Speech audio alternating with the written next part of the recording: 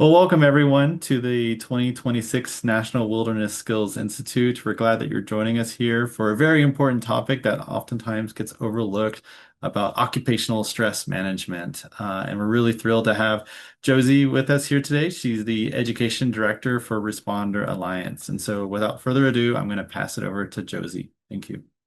Great. Thanks, Dusty. And thanks everyone for being here. And as Dusty said, I'm Josie McKee, and I work with Responder Alliance, an organization that provides training and resources to professionals in high risk occupations such as like first responders, outdoor professionals, people that are exposed to day-to-day significant stressors, as well as potentially exposed to traumatic incidents in their work.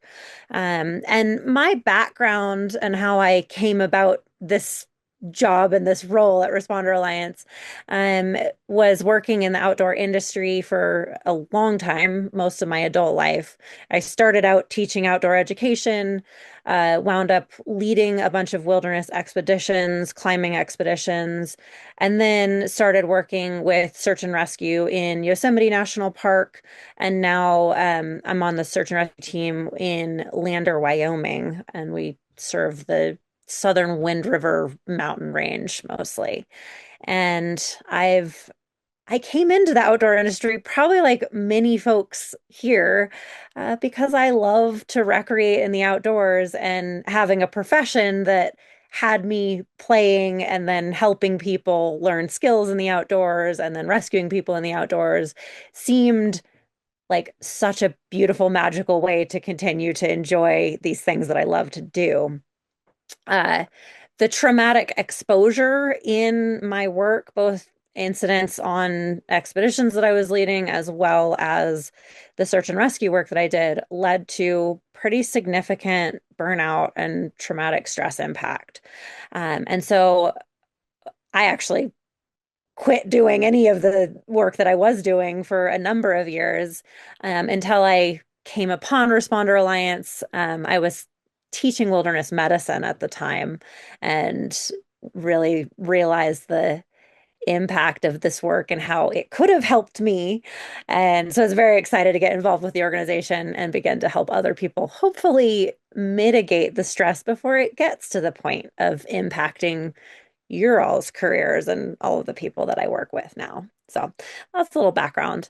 So we're going to dive into how you all can apply some tools to manage stress in your occupations.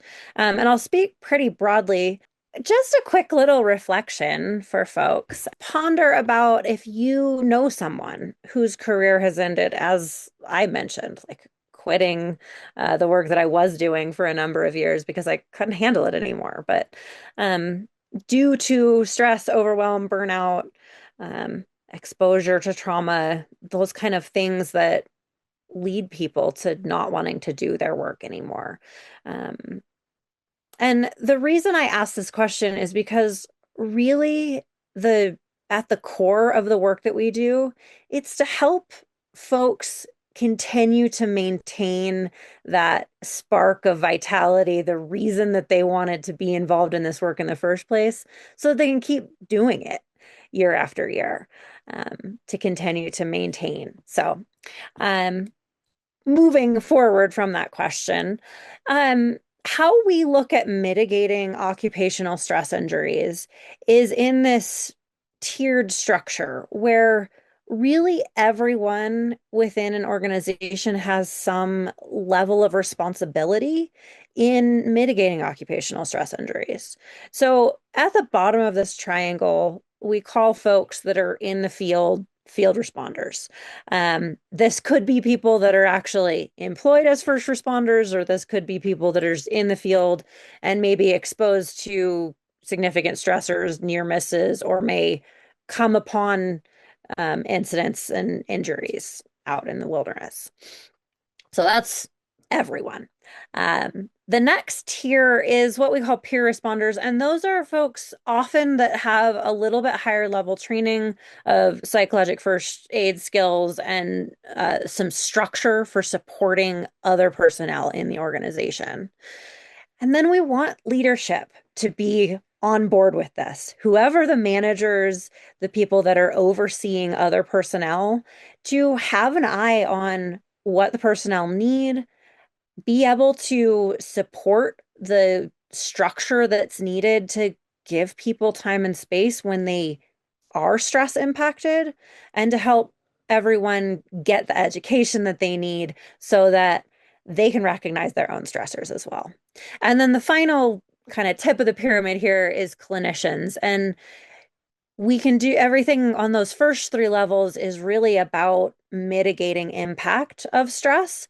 But we do know that despite any of the work that we may do in the forefront, sometimes people are really going to be stress impacted and need that professional level of support. So we like to look at it as kind of a 50-50 responsibility where the peer responders, leadership clinicians create this organizational structure to support individuals, but there's also 50% responsibility on the individuals to manage their own stressors and to reach out when they need support. So throughout this presentation, I'll kind of refer to these different roles throughout.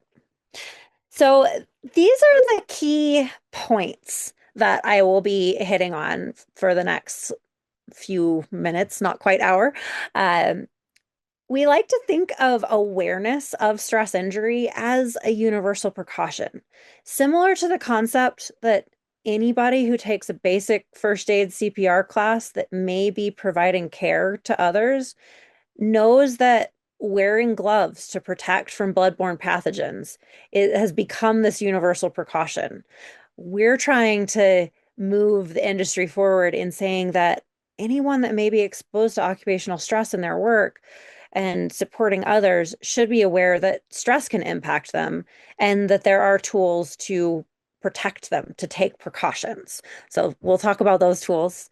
We'll talk about tools for managing capacity, and then give a brief overview of what structure for organizational support can look like. Okay, so we'll dive into this first piece, which is awareness as a universal precaution for everyone. So I like to start this conversation with why a common language around stress injury matters. So think about how you experience stress, how you talk about it. Do you have a way of sharing with other people when you're stress impacted? Or does it just come out in your actions and behaviors, which is very frequent and common for people to just get, snippy, irritable, withdrawn, those kind of things. So, this idea that stress injury is something that we can have happen to us in our line of work gives us a tool to be able to talk about it, to say, hey, I am stress impacted right now. Can I, get support? Can I take some time? And I'll go into some of those pieces in a moment here, but being able to just share this concept of stress impact with others allows us to recognize our own stressors, recognize other people's stressors, get support, give support as needed. And this really has its roots in the concept that really the only words that we used to have around stress injury were burnout, post-traumatic stress disorder. And post-traumatic stress disorder is a clinically defined kind of far end of the spectrum of a stress injury. Um, Burnout is something, it's a term that we throw around a lot, but what does it actually mean? A lot of people don't have a lot of language around that. So I'll be sharing more of that language throughout, but it's really to recognize the early stages of those stress injuries before it gets all the way down the road to post-traumatic stress disorder, so that we don't incur these long-term symptoms. Or if we are starting to incur them, we get the support that we need. So, when does stress become a stress injury, and what really is this concept of a stress injury? I really like to start by describing what stress is. And stress is a physiological response that is designed for us, and this is an adaptive response that we have been using for millennia, to help us meet a challenge or demand.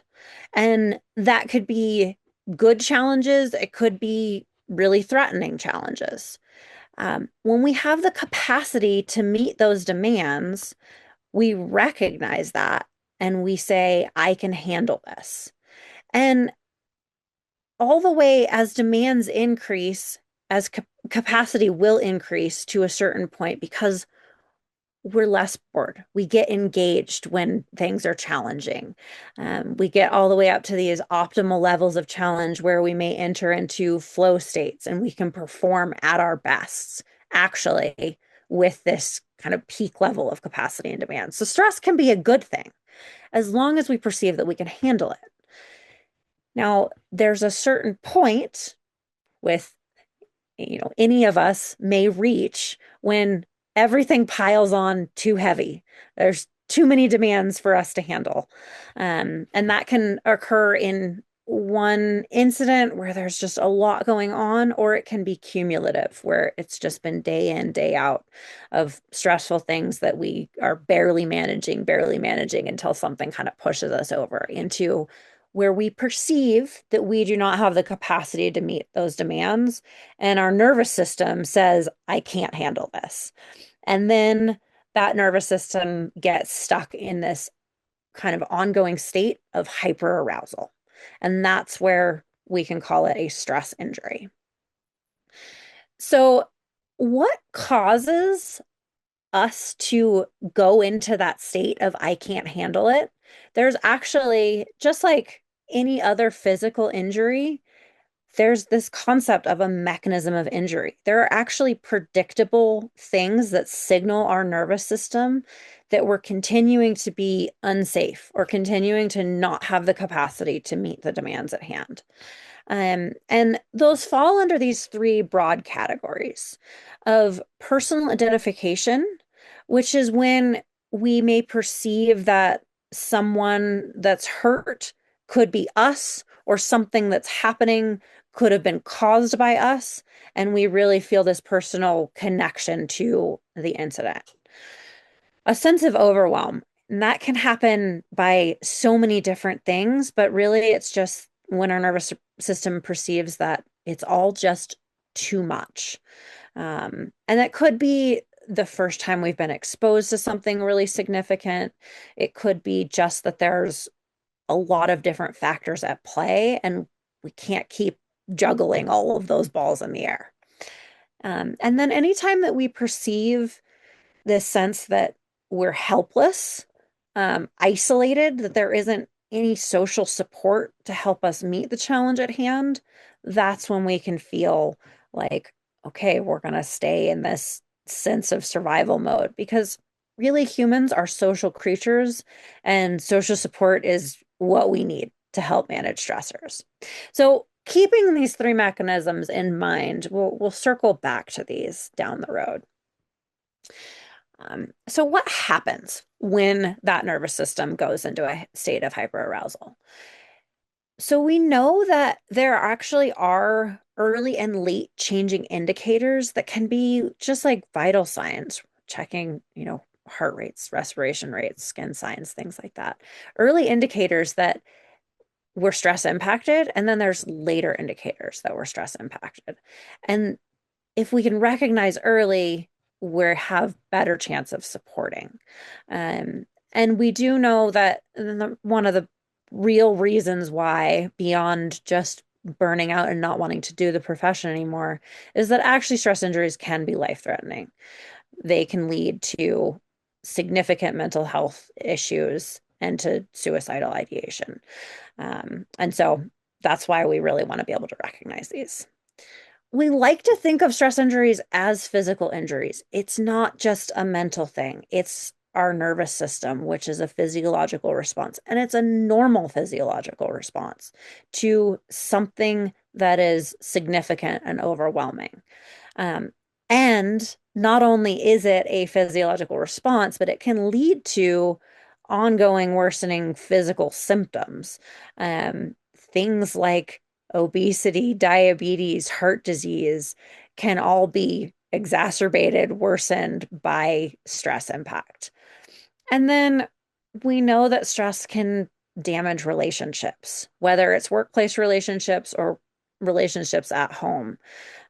So these are some of the main factors within stress injuries, but we know that we can support it when we recognize it. So let's get into some of these early and late indicators. This is what we call the individual stress continuum. And our founder at Responder Alliance, Laura McGladrey, adapted this stress continuum from the US military combat and operational stress first aid, where they were using this continuum of what it looks like when people are stress impacted to assess combat readiness before deployment. So Laura took this and adapted it to the layperson, to people not in military settings, to see kind of normal responses to these abnormal levels of stress that we may face. And if you look in the green column, this is really what it looks like to have capacity to meet demands. The top word or phrase on each one of these columns is related to sleep. Sleep is one of the best ways for us to manage our level of capacity. And then the ways that we engage with other people, our own physical health, emotional availability, a sense that we have room for complexity. Those are all kind of states of mind or indicators that we have capacity.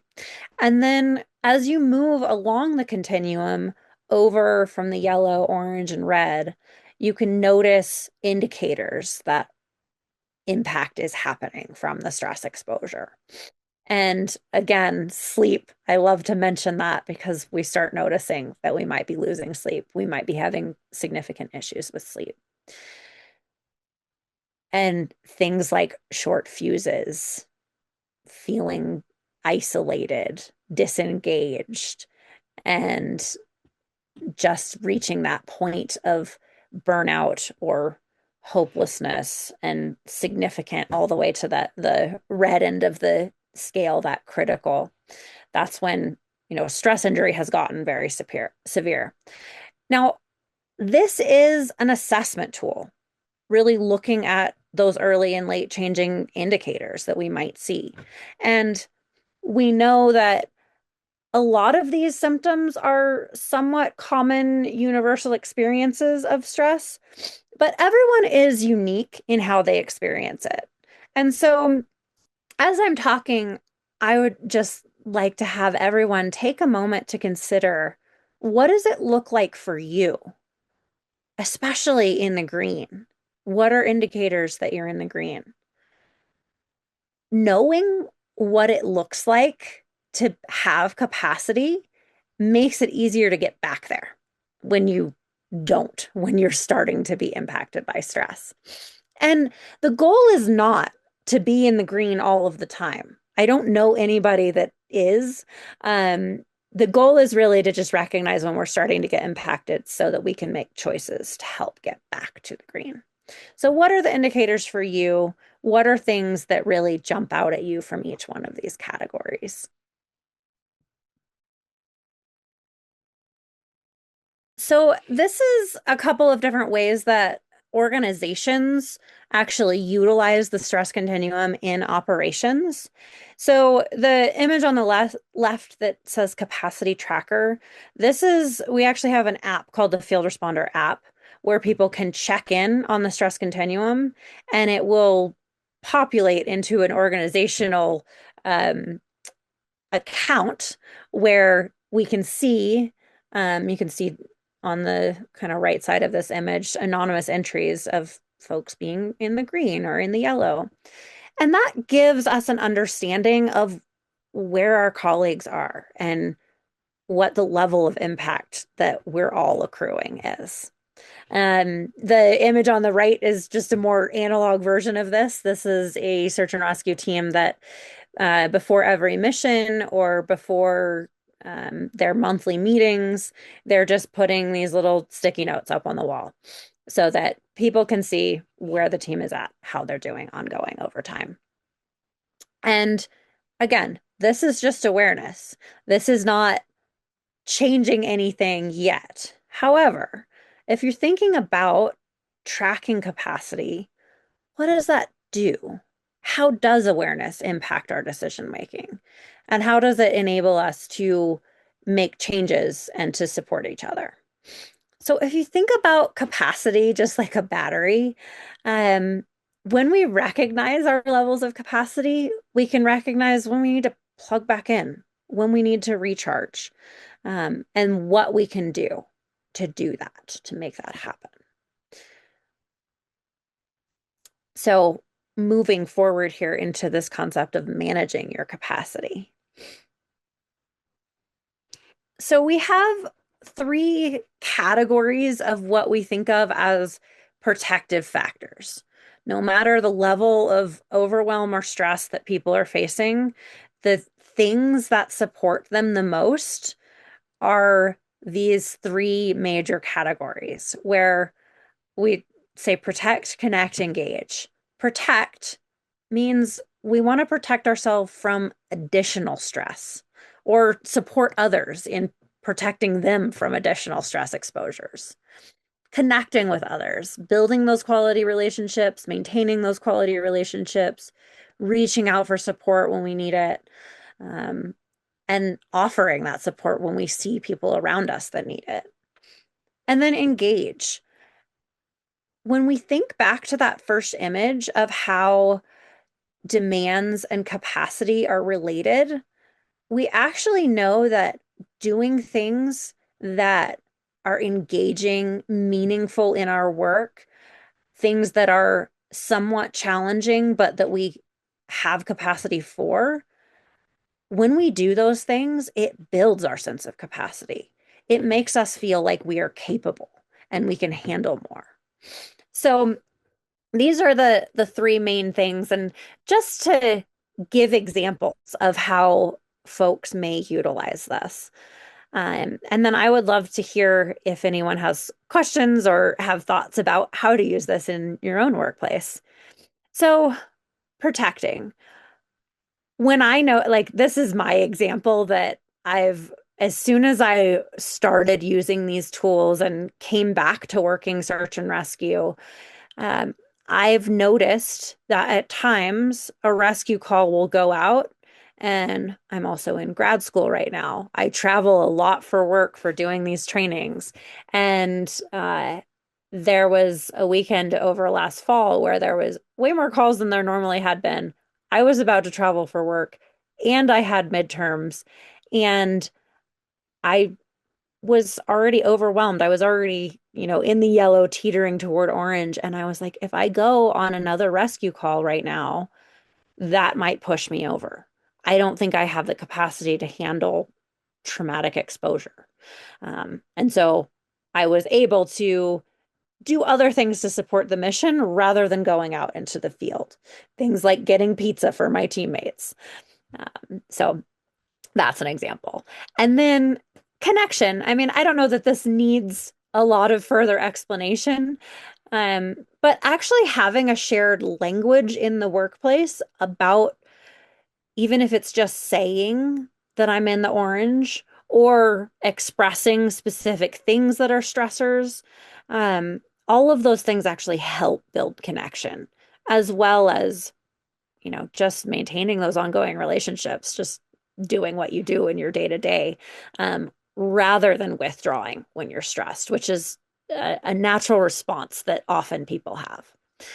And then engage. So we like to call things that, excuse me, things that help us engage and build a sense of capacity. We call it green choices because they help us move toward green on the stress continuum. And this can be so many different things. Often it's really what brought us into our careers in the first place. Why is it that you love doing the work that you're doing? Why do you like to be in these beautiful wild settings? Maybe it's a specific activity or sport. Maybe it's sitting and enjoying and appreciating a beautiful place that you're in. Maybe it's actually what you do to help people or educate people. So think about what those things are for you and how you can continue to utilize them to build your capacity day by day. So, as I said in the beginning, when we're talking about whose job it is, whose responsibility it is to manage stress in the workplace, we recognize that at times, despite our best efforts to manage capacity, there's going to be stressful exposures that cause us to need support. And so having that structure set up in place ahead of time is what we really advocate for so that it's not an additional stress to figure out what to do when incidents happen, when we recognize that ourselves or our colleagues are pushing toward the red on the stress continuum. So we this is the incident support framework that I'm about to share with you is oriented toward this concept that individuals need different levels of support and individuals follow different trajectories after exposure to significant incidents. And so this image is based on George Banana's work. The End of Trauma is the book that this comes from. And this is actually what I think of for a lot of folks is pointing toward a lot of hope. Is that most of us, when we are faced with significant traumatic exposures, um, we actually follow this trajectory of resilience. We may experience some levels of discomfort and distress in the early stages after that exposure, but then we'll kind of taper down to being at that green baseline. So that's great. We do know that some people experience chronic symptoms of discomfort and distress. Others may actually have delayed worsening onsets of those symptoms, and then still others follow this recovery trajectory. So, the goal of our incident support framework is to recognize the individuals that are experiencing discomfort and distress, supporting them in the early stages so that we can actually increase the level of folks that follow this recovery trajectory. So I know there's a lot on that image, but that's the basic concept of it. So, following incidents, oftentimes there has been like historically, there wasn't very much attention paid to incident stress. And then there was too there was too little attention paid. And then we started doing this where we're like giving incident support debriefs after every incident, everybody talking about it almost too much. And the goal here is that we're actually hitting this zone of optimal support, providing people who need the care with the care that they need without kind of overdoing it for everyone else. So, this is the incident support framework following these four major categories. So, starting with structure and education, where again, the concept that we believe that everyone deserves awareness as a universal precaution to mitigate their own stress injury, as well as some structure of we could do stress continuum check-ins in the workplace. There's something set up in place for when people are entering into the orange or red, supporting them as needed. And that's all done ahead of time. And then when there are incidents or significant times of stress, then we go into this concept of appraising what people have been exposed to so that we can make decisions with precision on who needs to be supported. And then with those folks that do need to be supported, we're monitoring them, we're providing mitigative stress support, and we're providing access to clinical care as a as needed step. So starting with exposure appraisal, We utilize this tool called the incident support tool, which I'll dive into a little bit more here. But if we circle back to what I mentioned in the early part of this presentation, that in order to develop a stress injury, there are predictable cues that trigger our nervous system to be stuck in that on mode, that survival switch. And those are this sense of personal identification, overwhelm, or isolation. And so the incident support tool is designed specifically to assess for those exposures so that we can see what might be impacting folks. And we do full trainings on utilizing the incident support tool and the follow-up um, structure and mitigation for support. So this is a very brief overview of this, and I'm absolutely open to questions if people want to reach out to me for more info after this. But the idea behind this incident support tool is that after major exposures, we're having all personnel involved score on a 0, 5, or 10 scale each one of these potentially traumatic exposures, and then tallying up the total of what that is. And over on the right-hand side is our, measure of what to do based on those totals. So these are the responder appraisal and incident appraisals. These are category or individual concepts that are based on those three categories of personal identification, helplessness and isolation, and overwhelm. So we can tally up these scores. And then over on the right-hand side, if it's under 40, we've seen that actually people are very unlikely to develop longer term stress injuries. We still want to encourage monitoring stress levels just to maintain that awareness, but really continue just to do pro resilience practices, keep engaging in those green choices, that kind of thing.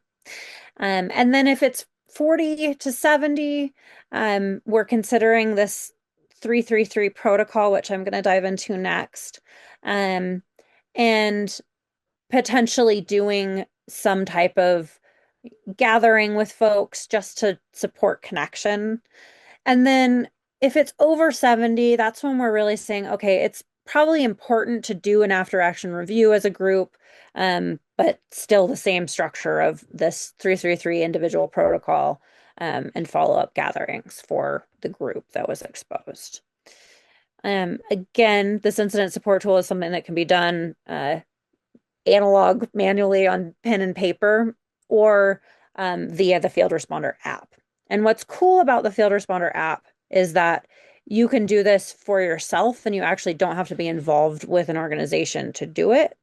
And this 333 protocol is built into the app to help guide you through your own support. So this next piece, the 333 protocol, is the monitoring and mitigation. So what this is that we see based on psychological trajectories after trauma is that support at these intervals for folks to check in with them to make sure that they have the support that they need is a pretty critical time related scale. And it doesn't have to be exactly at 3 days, 3 weeks, and 3 months, but the concept of soon after an incident, when not in the immediate, like the hours afterward, but within a few days, allows people to regulate a little bit, to get some rest, process what they need to, and then come together and get a check-in of the stress continuum, seeing if there's stressors that can be reduced from people that have been impacted, and providing structure and support for next steps and for making green choices. And then in the 3 weeks after an incident, this is when we can actually assess for ongoing traumatic exposure symptoms. In the first few weeks after an incident, it's very common to have elevated states of arousal, to have difficulty sleeping, to repetitively be processing incidents, feeling discomfort, disorientation. That's totally normal. And then after a few weeks, if you're following a resilience trajectory, your nervous system is processing this and the symptoms should begin to subside. If they're not subsiding, that's when we really recommend that you should see clinical support, get professional help to help mitigate these symptoms so they don't keep going on long term. And then the 3 months post incident is a final check-in, or it doesn't have to be. We can continue to check in if people want more. But oftentimes folks have recovered, are doing quite well, but we want to just make sure that people aren't falling through the cracks, that people are getting checked in with again, especially in these outdoor professions where people are in seasonal work and oftentimes not part of their same support group. They're not around people that know the work that they do or the things that they've been exposed to on a day-to-day basis. And so at 3 months, that gives that check-in point, another time to just say, okay, this is what we experienced. How are you doing? Are you still experiencing significant symptoms? Um, are you still making green choices? What can we do to continue to support? And then, so this goes back to the concept of protect, connect, engage, but just an individual reflection for you all. Um, if you are if your workplace decided to implement incident support structure, or if you were utilizing the app will check in with you at these intervals, that says, hey, what are you experiencing? What do you need? What choices can you make? Um, think about this ahead of time. What do you need? How can you protect yourself from additional stressors, manage your life in such a way that things are in control? Um, what connection do you need? Who can you reach out to if you need support? And then what are those kind of renewing green choices? Maybe not just the day-to-day ones, but the things that actually really charge your battery when you're feeling depleted. What are those things that you can do? And as we like to say, at Responder Alliance, that any pilot that is flying a plane, uh, if there's an engine failure, making a plan for what to do while the engine is failing in the air is not how it's done, right? That's a bad time to plan for engine failure. We want to have a plan, and any pilot would have a plan for what to do before they leave the ground so that you're not trying to actually figure out what to do when you're stressed, when you're already stressed, not trying to figure out how to fix the problem when you're already in it. So, this is the idea of how to make a plan for being stressed ahead of time. And then the final piece to this incident support framework, again, is this concept of access to clinical care. Now, a number of workplaces have an EAP program, that they can direct folks to for clinical support. And then there are also organizations that don't have that, don't have an embedded clinician or someone that they can be directed to. And so, what I would encourage, especially for those of you that are in any sort of management or decision-making role, think about how you would get access to clinical support for any employees if they need it. Um, and if there is an EAP program, but you don't know how to use it, I highly encourage you to just go through the steps of accessing that clinical support. Even if you don't feel like you need it, just so that you could actually help direct someone else to utilizing it and make it simple. It's so hard to find a therapist when you're stress impacted that having it laid out for you is such a critical piece. And then we know that if we're doing these 333 check-ins with folks, or we reach that 3-week check-in and we're seeing that we're still experiencing symptoms, it's good to have that plan for professional support ahead of time. It's good to be able to offer that when we recognize that it's needed. And Responder Alliance also trains clinicians. So if you know a clinician that, or there's the AAP provider that works with your organization, that you would like to be trained on this structure so that they're better to support you all. That's what we do, or that's one of the things that we do. And we find it to be really beneficial for folks to be able to come in to a therapy session after being exposed to an incident at work and be able to speak directly to what that incident was, what exposures were, utilizing the incident support tool, use the stress continuum check-ins because that's what you've been doing in the workplace, and have the clinician aware of what you're saying, aware of what the stress exposures are in your work, and able to guide you through supportive measures for that rather than showing up with someone who knows nothing about what you do or how you manage stress in the workplace. And they start out with a conversation about your childhood. And you're like, no, no, actually, really, we just want to talk about this incident or this exposure. So it can be really helpful to have access to someone who really knows what to do to support you in your line of work. So I want to circle back to this triangle structure that I introduced right at the beginning. This concept that there's a 50-50 responsibility, to have some organizational structure in place to support folks once they've been exposed to stress, and then a 50-50 responsibility for those field responders, for you all as individuals, to manage your own stressors and to ask for support when you need it. And these are just a couple of bullet points within the protect, connect, engage pieces that meet those 50-50 support or responsibility needs.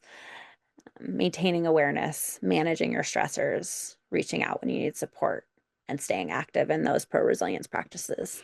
And then on the organizational side of things, within operations, having structure embedded to reduce stressors for personnel, to have peer and clinical support, shared language around stress impact, and creating a workplace culture that trains on stress awareness, and supports people talking about it and asking for support when they need it. So there's brief overview of that incident support structure and the concept of stress injury.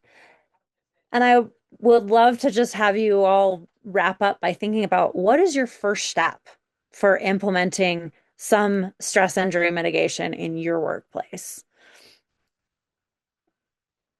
And a final slide here that I'll throw up if folks want to. We do free community meetings with Responder Alliance. There's a newsletter, field responder app. You can email us if you have further questions. This QR code goes to our free community meetings. So if you want to talk to other folks that are utilizing this stuff, get more support on how to implement it, that's where you can go. And I'll stop there. Thank you so much, Josie. This Yeah. was great information.